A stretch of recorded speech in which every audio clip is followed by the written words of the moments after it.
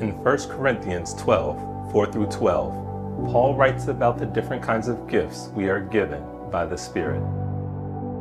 These gifts, these talents, are assigned to each of us with the intent to build the church, the body, and help guide people towards God's path of salvation. Just as each disciple was given their piece of the loaf during the Last Supper, we, as technicians in the live event production industry, too, have been given our piece, our gift, our assignment through audio, video, lighting, rigging, and scenic to share one loaf, one goal, one mission, and one dream to bring events like this to life.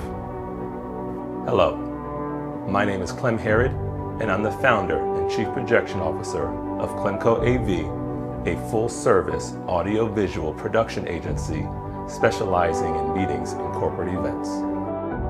I want to personally thank Jerome Washington and each ELEVATE student who helped create this very event that you, the audience, are experiencing right now. If it wasn't for their curiosity and their willingness to see beyond natural sight, this space would look very different. ELEVATE Tampa Bay, you are a spark that will continue to change this community, and we at CLEMCOAV are honored to help make this dream, his dream, a reality.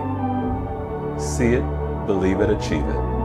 Projection 101. God bless.